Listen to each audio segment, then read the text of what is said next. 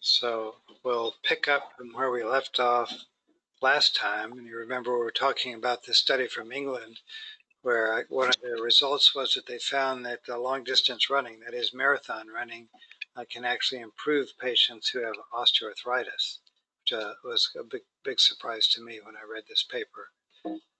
So let's see, Michael, what do you think of this case? Okay, so it looks like in the medial compartment we have a region of full thickness cartilage defect in the tibial plateau with underlying subchondral marrow edema, and I believe the meniscus is. So let's look at the axials, and then the question is what happened to this patient in between these two studies? There's only a 2-month difference. The patient got more symptomatic. Here's what the axial looks like. Okay, so you can see that chondral defect that we saw on the coronals clearly right there is that thin or that thick line of increased signal. And it was the on the coronals was the meniscus slightly blunted compared to prior? Yeah. Like did they have surgery? They had surgery. So and that's a post-arthroscopy change to the cartilage. Okay. So it's kind of like John was scuffing the cartilage. Well, what that looks like to me is instrument scraping right over the top of the that's the chondral surface, isn't it, John? Yes. Yeah, so it's a instrument that's pushed right, scraping the chondral surface. That's what that looks like. That doesn't look like a tear to me. Yeah. No, I think that's what it is, John. Good. So to kind of summarize, right now it's generally believed that stable degenerative tears are considered non-surgical in general, with maybe some exceptions. Unstable menisci, those that are flipping around, thought they may be best treated surgically. And if you have acute tears, they should be repaired if possible. That's kind of the current thinking on meniscal tears. Okay. Ashu, what do you think of this one? It looks like this is 2 coronal images. Looks like there's a fracture of the tibial plateau. Yeah. The question is, what do you think about that anterior horn of the lateral meniscus? Anterior horn of the lateral. I guess looks like a tear there. Increased signal. Is that a root tear? Sort of look. It's a bit odd. It looks like there's something going to the surface here. So this was an 8/27/01. The patient came back a little over a year later, and this is what that same slice looked like. Oh, interesting. Yeah. What do you think is going on? Can you go back and then it? A lot better imaging, isn't it? Yeah. Yeah, this is low field, and this is midfield. Yeah. Was the chondral surface lifted up or was it displaced? I think is what's happened here is the patient had significant trauma, as you saw with the fractures. The fractures have all healed, and what you had was a contusion of the anterior horn of the lateral meniscus, and then it healed. which then healed. Okay. So meniscal contusions. Jennifer, what do you think of this case? All right, so we have a sagittal image through the lateral compartment. I think the meniscus looks intact. And the overlying articular cartilage is intact. I don't see any signal extending to the articular surface. So there's just this kind of nebulous signal in the posterior horn and anterior horn. This is what the sagittal image looks like. So here I see the PCL. I do not see the abnormal appearing ACL, so I'd want to scroll through and make sure the ACL is intact. Yeah, so that's a tear there. So this was on 9/21/2010. So this was an acute ACL tear. You can see there's an effusion here. And this just shows some kind of diffuse signal within the lateral meniscus. Then the patient came back on 7/12/11, and here we can see this the medial meniscus. This is, you can see they did the ACL graft placement. The menisci here look nice and black, and so what this patient also had was a meniscal contusion when they had the anterior cruciate ligament tear, and when they came back, the meniscus was completely black. Good. And I think you all know that this is a meniscal flounce, and the knee is a little bit distracted here. The way they're positioned in the scanner, it's not weight bearing. This would all go away if it were weight bearing, and just it kind of sucks up the meniscus, and it just kind of folds on the free edge. A normal finding. Meniscal flounce. It's usually seen in individuals that are what I call losers. I think I told the fellows in this group what losers and stiffers are. I'm not sure you have, John. You ought to tell them. Well, there are different tissue in different individuals in terms of stiffness and laxity, which I call losers for the lax folks and stiffers for the stiff folks. There's a different way you treat these people in terms of immobilization for length. The losers, you have to immobilize much longer than the stiffers. What the stiffers will do is get stiff with immobilization, whereas the losers will not get stiff for a long time in immobilization. So that's one thing to think about. Now this flounce that you see here, that's I would bet a lot of money on it. I never bet my life on something. That's a looser, and that's why you have this flounce. You don't see that in a stiffer. The stiffer is the meniscus is stuck right on top of the articular surface, and you can't move it away. If you do, you do it with difficulty. So with stiffers and loosers, all the treatments that we have in orthopedics should be taken into consideration. Just because of immobilization and how much you tighten tissue when you suture. If you do this, some of the losers, real losers, are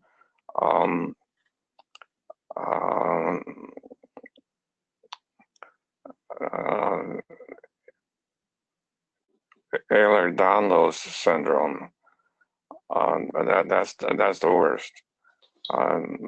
Then you have your I guess this is not PC, mongoloid tissue. They're very loose and will produce. That's another thing about losers. They produce large scars no matter what you do. You can be an excellent surgeon in terms of plastic surgery. You're going to still have a big scar. Thanks. That's great. Good. So anyway, that I think you get the point. Yep. Michael, do you want to take this one? Yes. So we have coronal and two sagittals of the knee, and what we're seeing is there's a On the non-fat suppressed images, there's bright signal within the posterior horn of the medial meniscus that saturates out on fat set. So I think this is a whatchamacallit, a meniscal ossicle, I think. I think I generally see it in the setting of root tears. Chronic. Like a prior bullshit. Yeah, right. And if you go back on this one, and if you look here, you don't see a good root attachment here. And I think these are old injuries, and they heal by, a lot of soft tissues will heal with ossification. Okay. Okay. What do you think of this one? There's on the lateral, I see it better. There seems to be an osseous, an ossicle in the posterior aspect, and that's probably a meniscal ossicle as well. Yeah. This can get to the point actually where you can get really ossification of the whole meniscus. Rarely. Yeah. Okay, Jennifer, what do you think of this case? All right, so we have two coronal images of the knee. Looking, the posterior root of the medial meniscus is intact. I'm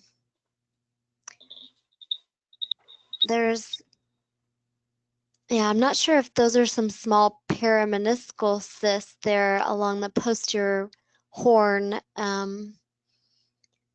So there we see some fluid signal intensity along the posterior horn. It could indicate a meniscal tear, although I do not see a meniscal tear, but it could represent prior injury. Oh, you know, I think, wait a second, I'm sorry. I made a mistake, Jennifer. This is all the same patient. Let me give you the next one, okay? Okay. So this is, we can see meniscal ossification. This is the MR scan on that patient, and notice how subtle it can be on an MR examination. And this is actually part of the ossification coming up here and there. Oh, I see. And then back in through here. So that's not fluid. Yeah. So, okay. Why don't you take this one, Jennifer? All right. So on this case, we have two sagittal images. It looks like this one, it does look like it's felt. There's some fluid signal intensity along the posterior horn of the meniscus. Like this? So, yes. And what about this? How about the anterior one? I guess that could be a small parameniscal or intermeniscal cyst. Okay, and if you do an oblique axial image right through this one, this is what it looks like.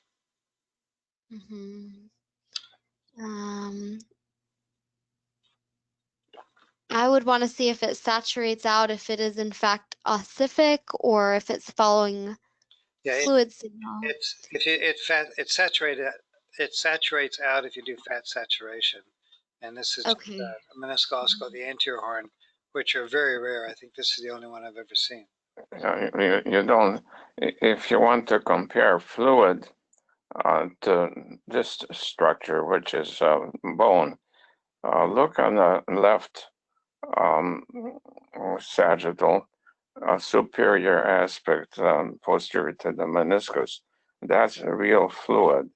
And then there's fluid inside the joint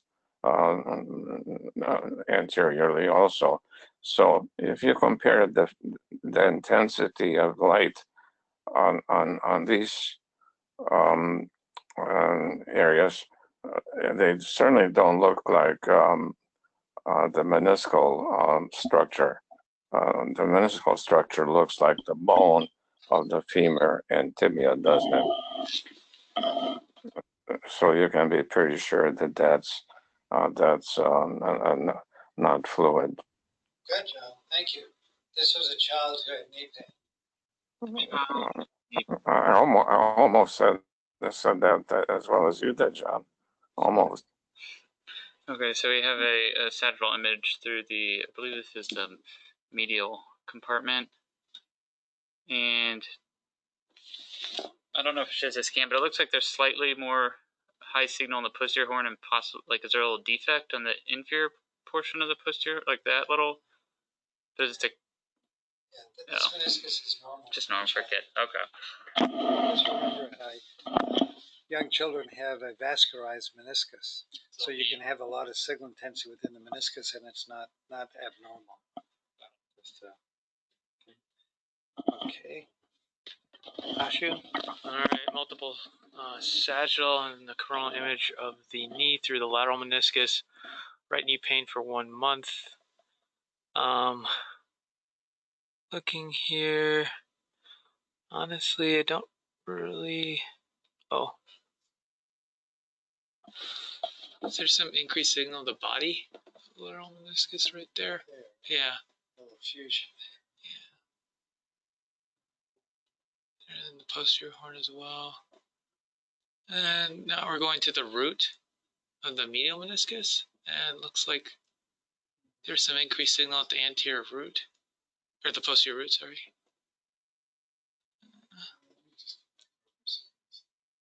So there's a posterior horn tear. And that's the lateral meniscus. Yeah, that's the lateral, yeah. And but then here we're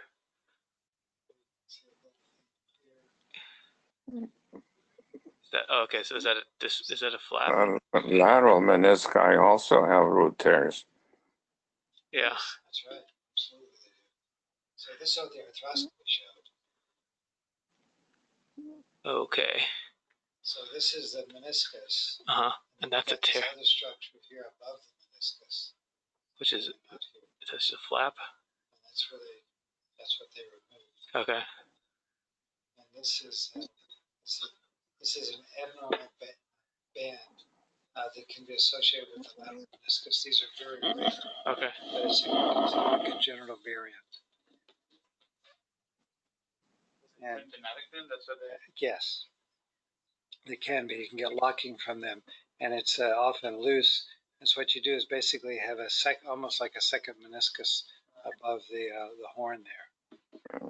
Can you go back to the surgical images? I'm trying to. Well, there's more than one tear here. I'm not sure there's a tear, Jeff. Yeah, there's a peripheral tear, which you're showing on that. Yeah. So here's the meniscus. Artist rendition, and there's a tear superior on the left side where your arrow is, and that's more than one tear. That's a degenerative tear. Okay. And then down below there are tearing of tissue. I think this No, same as that's is the same as is the same as this.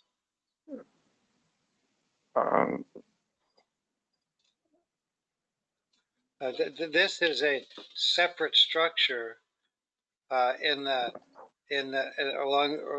with the posterior horn back here. That's a very rare structure called an abnormal band of the lateral meniscus. I agree, but there's more than one injury there. Okay. Let me go back. If you look through the different parts of it, you'll see more injury to that meniscus than just that unusual structure. Okay. Okay. The main thing I want to show here is this congenital variation, which is abnormal band that can parallel the lateral meniscus. I've never seen one of these in clinical. Well, I haven't either. The one anterior, if you take the left superior image and go anterior, right in this area there, the meniscus is also injured, and there's a lot of fraying of the articular surfaces. Right, anterior central area, John. Okay. There's some tearing of the anterior horn. Okay. All right. This knee, I said, it's, well, if you have this kind of tissue in a knee and you keep using it, you're going to have damage to the entire compartment. Yeah. Okay. All ready? So this, we already talked a little bit about meniscal variants before. The Wrisberg, the Watanabe classification of discoid menisci, and type 3, which is the Wrisberg variant, and then we talked about ring meniscus before. Okay, and then here we can see, you've all seen these before, we've seen them already this year, as discoid lateral meniscus. Can I interrupt you for a second? Sure. What's interesting about 26% of Koreans and Japanese have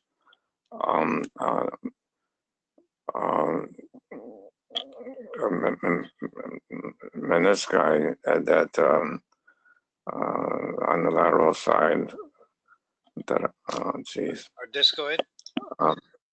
Yeah, they're discoid or partially discoid, and a Wrisberg, which is not discoid at all. It just looks discoid. It's a normal size meniscus,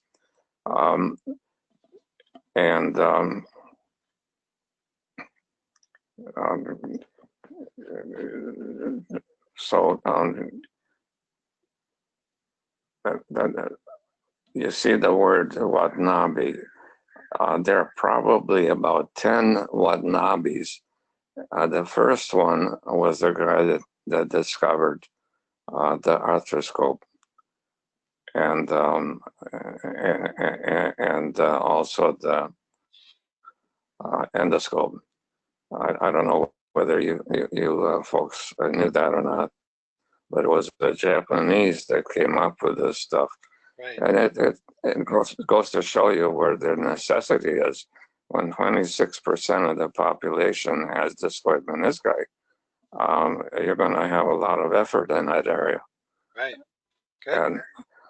And in surgery, even in America, Watanabe is quite a well-known name in orthopedics. Sure. One of them was a friend of mine. Good. Here in Santa Monica. That's great. So who's next? Jennifer. Jennifer, what do you think of this one? So we have two coronal images of the knee looking at the medial meniscus. It seems like there's a displaced low signal intensity fragment along the inner aspect of the medial tibial plateau. So I'm worried about a flap tear. Yeah. Well, what this actually is, this is a rare discoid medial meniscus. And this is just part of that anterior horn attachment here. And so it's not a complete discoid, but this is a very large medial meniscus, which is quite uncommon. Almost all discoid meniscal variants are on the lateral side. I only seen one in my career, and it was a 30-year-old female, and the meniscus had a cyst in the center of it that was torn. That's the only medial one I've ever seen, and I've seen I cannot tell you how many knees, a lot. Michael, do you want to do this one? Yeah, so this is a 5-year-old female knee pain. It looks like there's horizontal signal within the posterior horn of the lateral meniscus. And I'm not sure if we're far enough back. Right in the middle. So this is just a discoid configuration with a horizontal tear. Okay, so she has limited range of motion. And there's the PD facet. And here's a sagittal T1. Yeah. So this was a tear in a discoid lateral meniscus. Sure. 13-year-old. How would you treat that?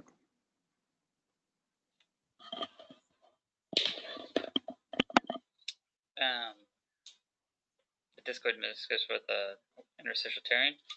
Well, I'm not sure how you would, the appropriate treatment for this. The treatment for almost all discoid menisci is a complete excision, and the results seem to be better in the discoid meniscal group because they're younger, they're under 16 years of age usually, and ergo the healing is much better than in the rest of the population.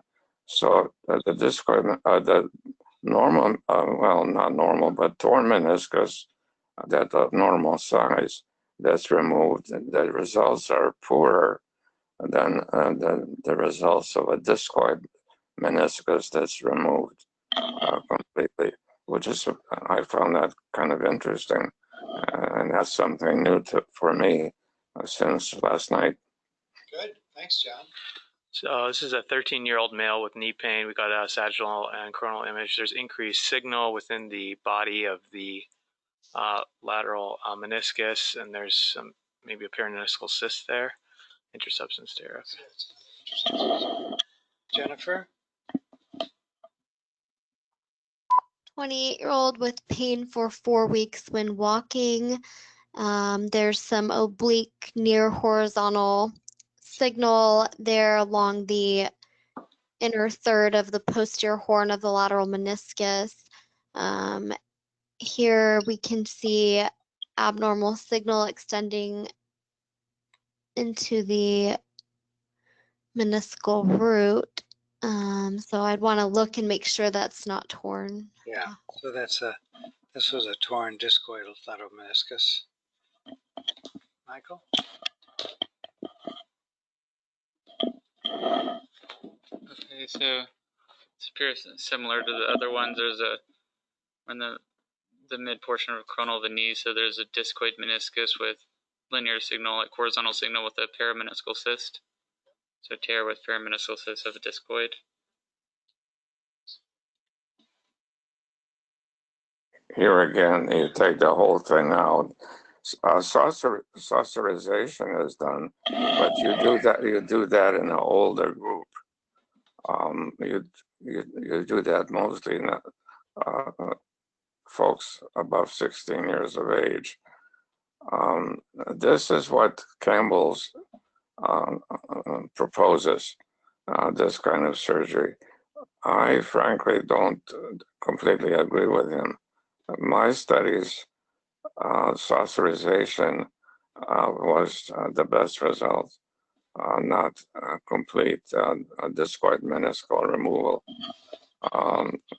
And complete removal in adults, total meniscectomy in adults was not as bad as people think that it should be. I've had some pretty darn good results with complete meniscectomies. Thanks, John. But you have to be gentle. You don't want to damage the articular surface, and hope that there was not a severe injury to the compartment. And you have to get around the posterior aspect to remove the meniscus is not easy, and you have to use Smiley's instruments. They're the best in my opinion, and then go around that posterior aspect of the condyles real gingerly and not force the issue. Great. Why don't we let Michael finish this case? Okay, so now we're more posterior, and there's increased signal in the posterior horn, and there's signal going across. It looks like either Wrisberg or Humphrey ligament. Wrisberg's, because posterior to the PCL. So I guess that's I don't know if it's tear extending into it.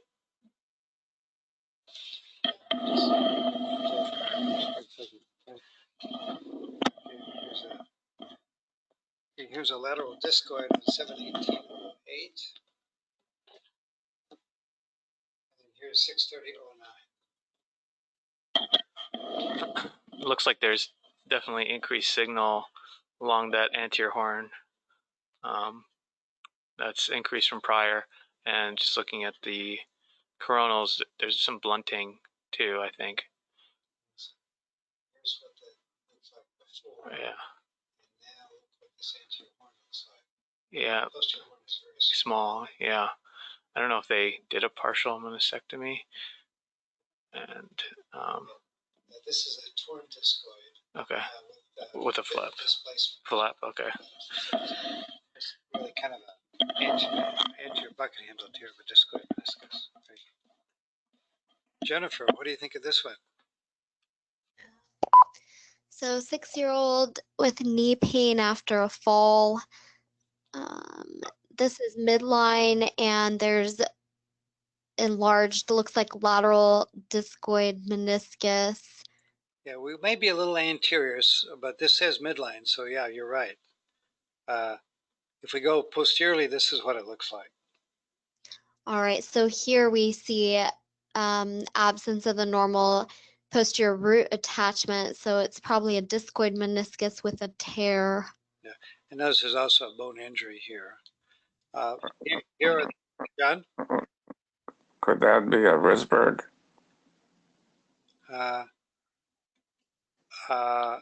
No, I don't think so. If it were a Wrisberg, it would be attached to Wrisberg's ligament. And here, I think it's separated from that. I'm looking, well, this knee is an extension. So what happens is that the meniscus goes anterior. And I don't know how far anterior this is. Yeah, well, this is posterior over here. Yeah, that's posterior. And you see, it's not attached to anything. Right. Here's Wrisberg's ligament here. And that's what the meniscus attaches to, John. And then it's an empty space behind that. Right. And then here. Then if you look at the left image, right here on the left image, the anterior horn looks just fine. No, this isn't the anterior horn, John. This is in the midline. Okay, let's say it is a midline, but remember what I said. Then it's supposed to be a fact. The size of the meniscus, if it's discoid, is Wrisberg's is the same as normal, and the only difference is it's displaced when the knee is extended, which it is when you're doing an MRI. Yeah. Well, here. You're the radiologist, John. I'm just saying what I've been reading a lot last night about. Good. Sign. Well, I think that's very relevant here. Here we can see that basically the posterior horn here is displaced, and this is all meniscal tissue here, and this is actually a torn, displaced Wrisberg variant of the lateral. Thank you very much. Yeah, and it can happen with relatively minimal trauma. Good. And the thing is, what you do with Wrisberg's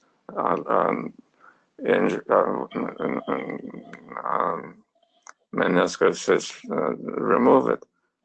You don't sussurize, you don't do anything other than complete excision. That's the treatment. And the results are good because the injuries occur and the tears occur at the age of 16 or less. Good, thank you. That's great. Michael, what do you think of this one? Okay, so it's a 12-year-old male through the lateral compartment. The first two images, the meniscus looks normal. Yeah, so this looks pretty and the third image, it looks, Let's normal. go to the next series, going more toward the notch of the knee. Where's the notch of the knee? Oh, is this a ring meniscus? it looks like it's coming around, and at the intercondylar notch, it's rejoining up, so it doesn't look like it's torn. The free edge looks normal, so I'm guessing this is a ring meniscus.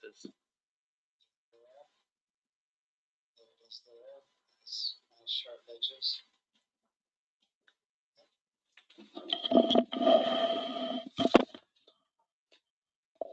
That's the differential, but this was nice, as you say, it's normal appearing edges, nice and sharp edges, so this is a congenital ring meniscus. A 32-year-old female with pain and swelling after trauma. Looking at the coronal and sagittal here. I think, is this, or I'm guessing the lateral meniscus, anterior horn, and then is that, are we looking at the, I mean, it looks okay. I don't know what that increased signal fluid. So, this is called a floating meniscus. Okay. But This is what I would call a looser knee. right. That's why it's open like that, and you have a lot of space. Yep, that's right. In the literature, it's called a floating meniscus. Jennifer, what do you think of this?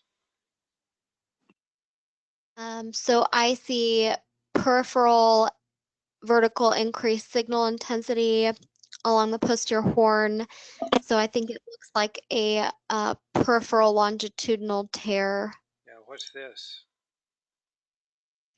That looks like a screw tract, perhaps prior ACL repair. Right, and this is the posterior horn. And that's what the T2 looks like. And we don't really see it here. At surgery, when they went in on this patient, this was scar tissue. So this was probably an old peripheral tear, probably a ramp lesion that actually healed. And when they went in arthroscopically, this was just a meniscal scar. Good.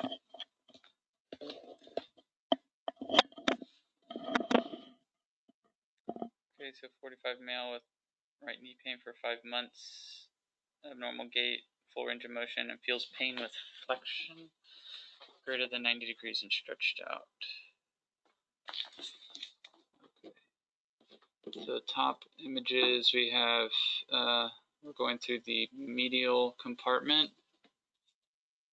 And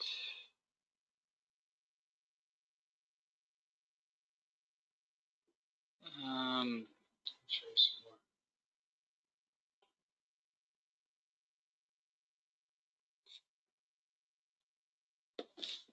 I mean, are you trying to meniscal? Okay. So the only thing I can see is kind of the anterior horn is kind of curved anteriorly, like it looks a little somewhat abnormal configuration, but there's no like displaced tear. So some people call this meniscal contusion, I don't. It's a little displaced here anteriorly. I don't really go by this, but here, this is not a diagnosis that I made, but just you get inflection of the anterior medial femoral condyle by the leading edge of the medial meniscus. You typically have articular cartilage damage there, and that these people tend to be hyperextension people, and and it's thought that they damage the meniscus and the articular cartilage by forceful hyperextension in the way they walk. And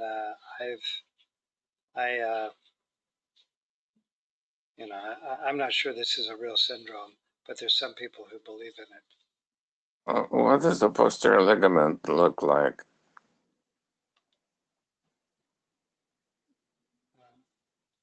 You mean these back here?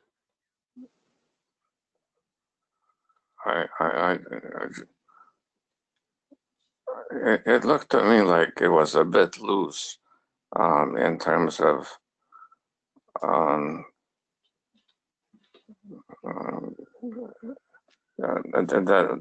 last image on the bottom, John. There's something funny about that posterior ligament. The posterior meniscal tibia attachment here. Yeah, I'm not sure. That doesn't look normal. Okay. To me, anyway. You've seen a lot more of these than me. Yeah.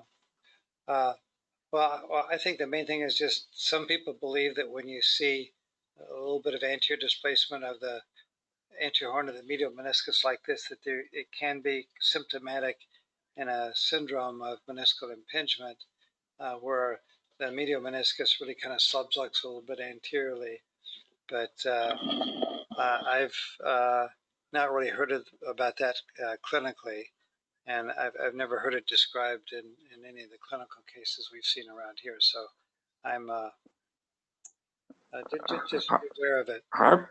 Hyperextension of the knee is common, mainly in females, and it's pretty unusual to see something like this. But that's a very common condition. The hyperextension knees are very poor athletes, so they don't get injured very often because they can't play sports. I'm not sure I've ever seen a case like this. Okay, so we're looking at a sagittal and coronal. It looks like that we're at the lateral meniscus. There's no posterior horn. It looks like there's two anterior horns almost, and the body's kind of gone. So I would say like it's a flipped posterior horn to the anterior horn meniscus tear. This is kind of what it looks like arthroscopically.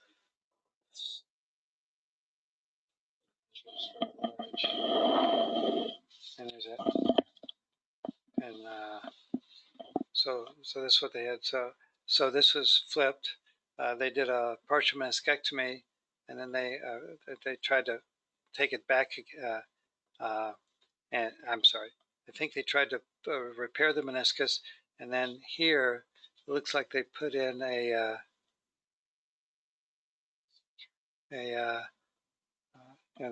sutured it down to do the repair, and you can see some bleeding on the periphery there.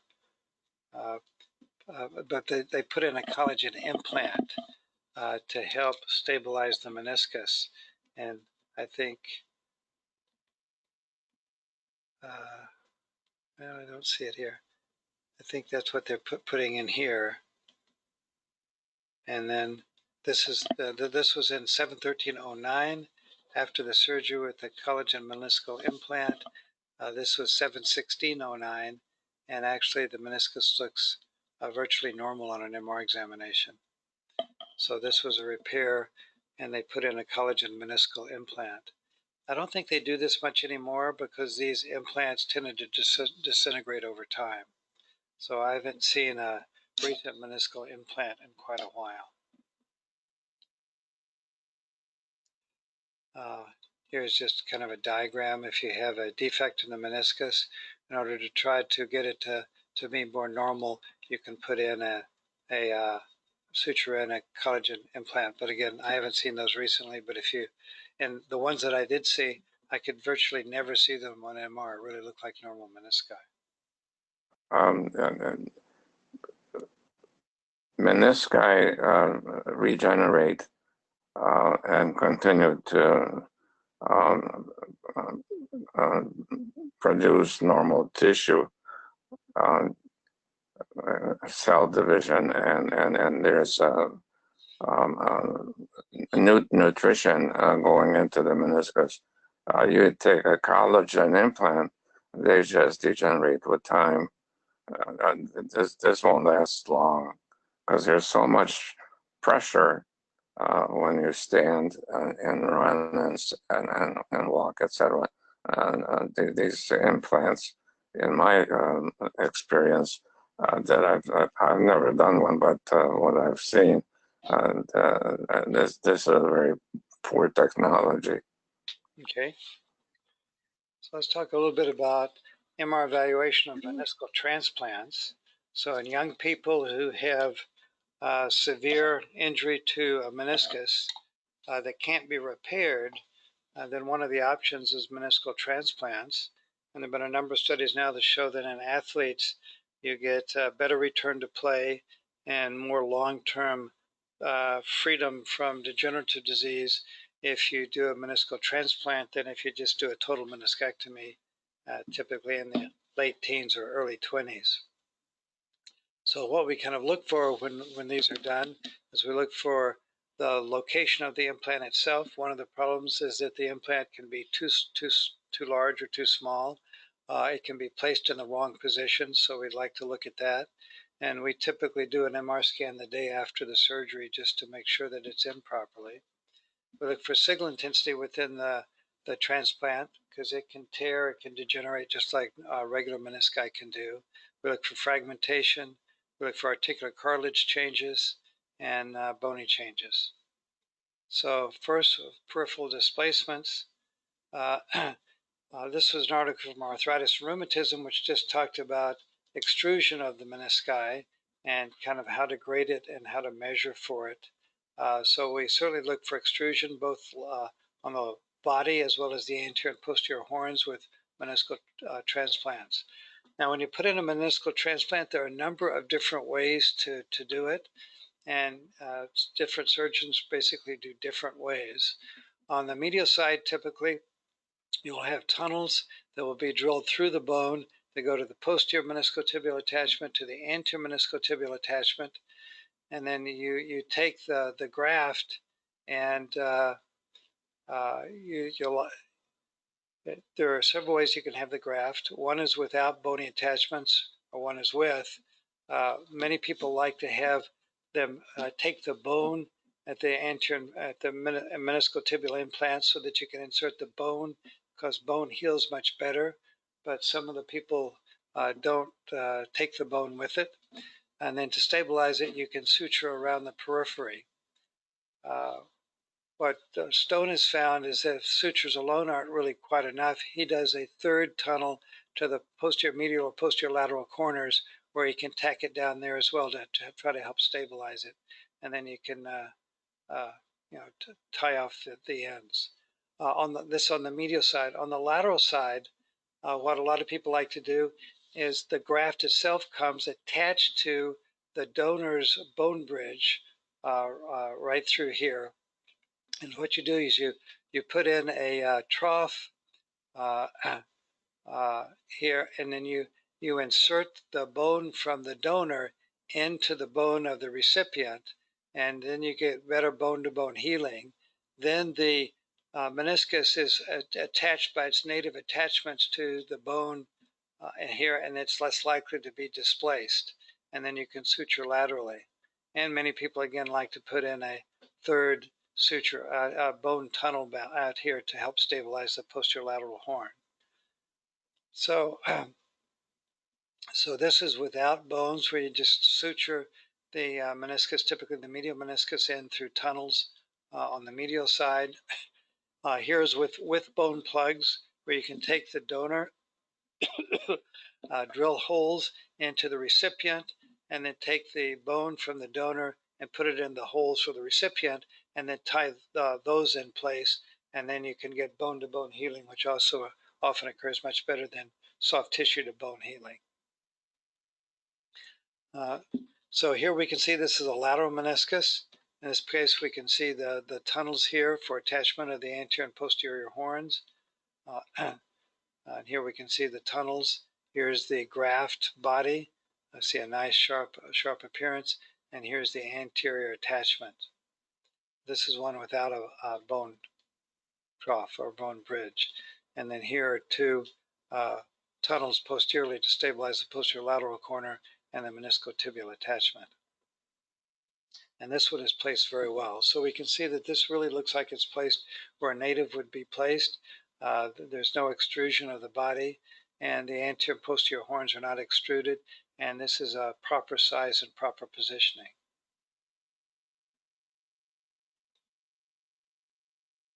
Okay, so here's a patient who's pre-op.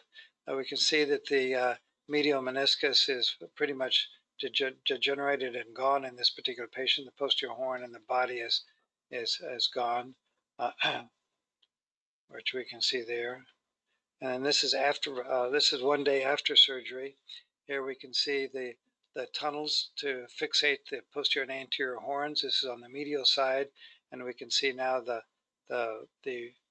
transplant is put in place. And here's another case. This is on 5/11/2011.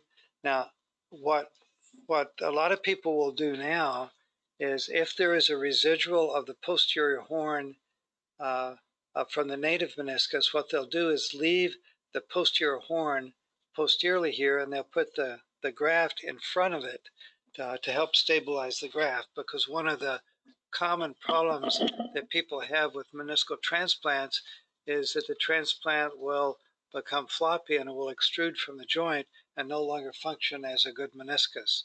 So not in this particular case, but I'll show some later where you'll see what looks like a vertical tear of the posterior horn. In reality, what that is the native posterior horn still in place and the transplant put anterior to it to help bust and you keep the native in place to help contain and keep the transplant from extruding. So this is one. Here we can see that the posterior horn is a little bit anteriorly placed in this particular one. So it's a little bit more anterior than would be native. Here we can, the next cut over, we can see it looks much better placement. And right now, we're still not sure how much tolerance for the placement that can be accepted. There's no good data on that. So one of the things we might like to do with our database, Michael, is to look back at these and see, look at the placement of the transplants. And then we have a lot of these where we have 4 or 5 scans over time, and we can see whether the placement of the transplant correlates at all with how long it lasts. That's one possibility. Here we can see this one is a poor placement. We can see the posterior horn is not near the posterior aspect of the tibia here. It also looks like this graft may be too small for this particular patient.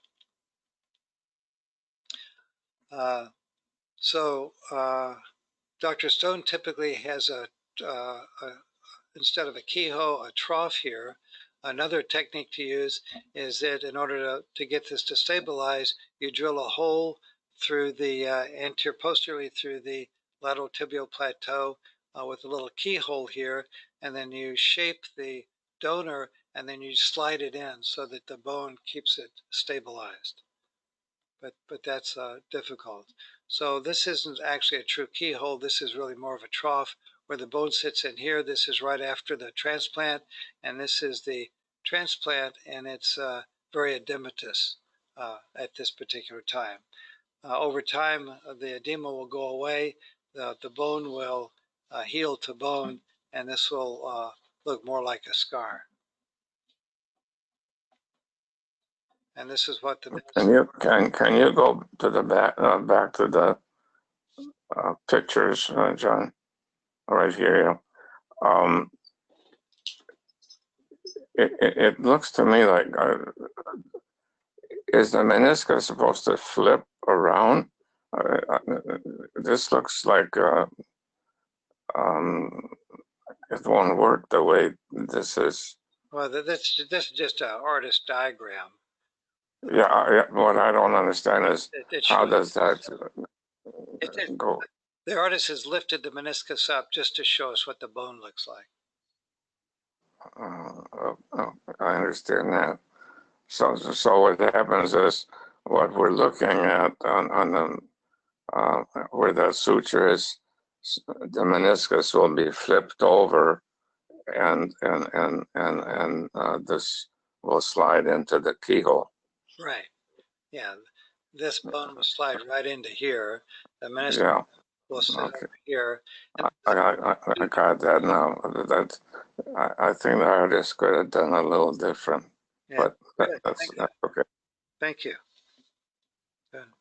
And so and then here's just a case here. We can see that the anterior horn and posterior horn are pretty well positioned. The anterior horn may be a little bit anterior. This meniscus might be slightly larger than what the native would have been, but we can see it looks nice and black, but that's still pretty good position, we think.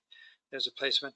And this is just a sagittal image that goes through the bone which is the trough, and this would be right longitudinally through the transplant bone bridge, and that's where the bony bar is. And this is a trough, not a keyhole, where you can see that the donor's bone fits into a trough here in the recipient, and you can see the bone edema here right after surgery. There's a sagittal images of another one showing the donor bone placement here and the recipient bone below it. And then this shows they still do sutures to help the posterior lateral aspect of the meniscus to try to hold it down, and then you sew it peripherally around to the coronary ligaments. And here's just an example. This is 9204. This is a couple of months later, where we can see some maturation of the bone. And what we can see here is, even with this technique, we have a little bit of extrusion right after the surgery, and within 2 months we can see that there's marked extrusion.